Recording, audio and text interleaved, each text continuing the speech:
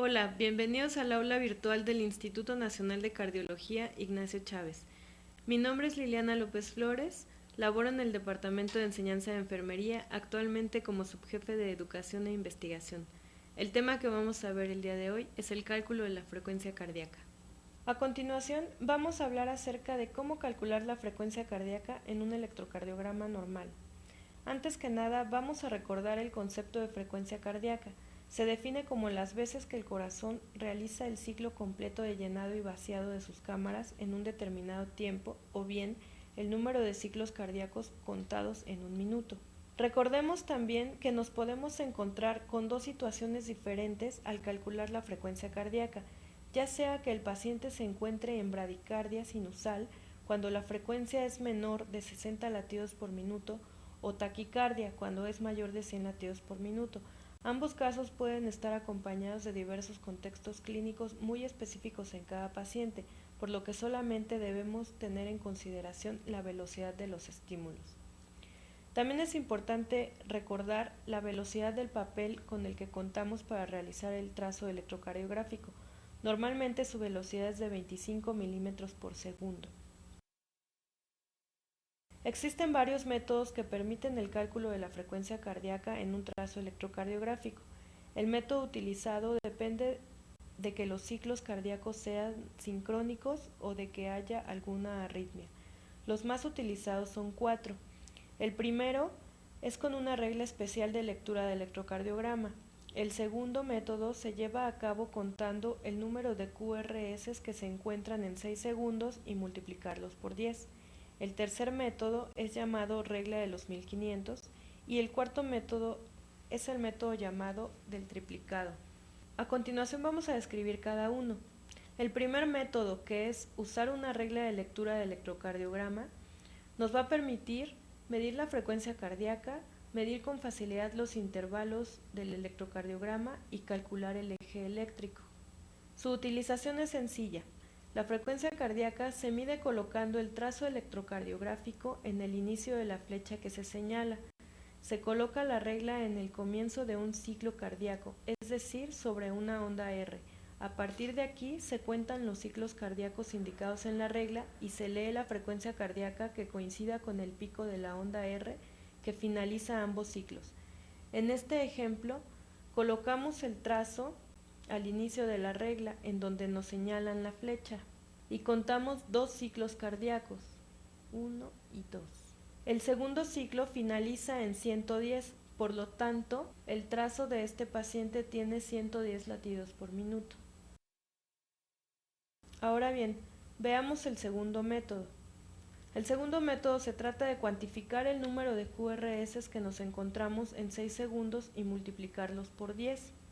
Hay que recordar que en un cuadro pequeño se tienen 0.04 segundos, en un cuadro grande se tienen 0.20 segundos. Por lo tanto, 5 cuadros grandes equivalen a 1 segundo. Entonces, tomaremos 30 cuadros grandes para contar 6 segundos. En este ejemplo contamos 30 cuadros grandes del trazo y observamos cuántos QRS nos encontramos en este lapso. Aquí encontramos 1, 2, 3, 4, 5, 6, 7, 8. Por lo tanto, nos encontramos 8 complejos QRS en 6 segundos. Esto lo vamos a multiplicar por 10. El resultado nos va a dar 80, lo que quiere decir que este trazo tiene una frecuencia cardíaca de 80 latidos por minuto. Este método es muy útil para ritmos irregulares.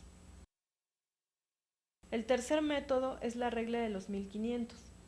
Debemos de saber que 1500 es el número de veces que 0.04 segundos están comprendidos en un minuto.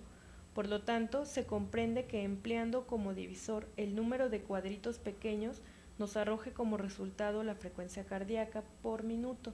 En este ejemplo, cuantificamos los cuadritos pequeños que encontramos en un ciclo cardíaco o en un intervalo RR y nos encontramos que son 32. Por lo tanto, dividimos 1500 entre 32 y nos da 46. Por lo tanto, en este trazo tendremos 46 latidos por minuto. En este otro ejemplo, volvemos a cuantificar el número de cuadritos pequeños que nos encontramos en un ciclo cardíaco o en un intervalo de R a R, y nos encontramos que son 19. Por lo tanto, dividimos 1500 entre 19 y el resultado nos da 78. Quiere decir que este trazo tiene 78 latidos por minuto. Este método también es útil para ritmos irregulares.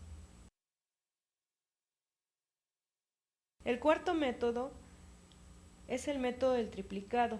Se utiliza sobre todo para ritmos regulares, ya que se debe buscar una onda R que coincida con una línea gruesa del cuadriculado en el papel del electrocardiograma. De ahí cuantificamos 300, 150, 100, 75, 50. Veamos en esta imagen. La onda R cae en una línea gruesa. A partir de ahí buscaremos la siguiente onda R. Pero en ese intervalo vemos que hay varias líneas gruesas que forman cuadros grandes. Sobre de ellas vamos a cuantificar 300, 150, 100, 75, 60, 50, hasta alcanzar la segunda R del intervalo. Vemos entonces que el trazo electrocardiográfico tiene una frecuencia aproximada de 58 latidos por minuto. Ahora se preguntarán de dónde salieron estas cifras. Viéndolo en forma de ecuación, tenemos que 60 entre 0.20, que es un cuadro grande, nos da 300. 60 entre 0.40, que son dos cuadros grandes, nos da 150. 60 entre 0.60, que son tres cuadros grandes, nos da 100, y así sucesivamente. Otra manera de obtener estas cifras es la siguiente.